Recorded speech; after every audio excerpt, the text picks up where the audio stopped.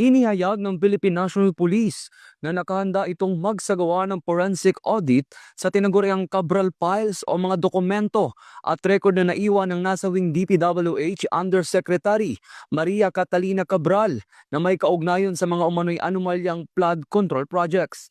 Ayon kay PNP Acting Chief Police Lieutenant General Jose Melencio Nartates Jr., inatasan na niya ang PNP Anti-Cybercrime Group o ACG na manatiling naka-standby upang magbigay ng technical support at magsagawa ng forensic audit sakaling may formal ng kahilingan. Layunin umano nito na matukoy ang authenticity at integridad ng mga dokumento. Pahayag ni Police Lieutenant General Nartates, handa ang PNP na tumulong bilang bahagi ng kanilang mandato sa pagtataguyod ng katotohanan, transparency at accountability sa investigasyon ng mga questionable infrastructure projects. Nauna nang sinabi ni DPWH Secretary Dizon, sinusuportahan niya ang paglabas ng listahan ng mga proyektong umano'y iniendorso ng mga politiko sa mga nakaraang budget na sinasabing tinipon ni Cabral.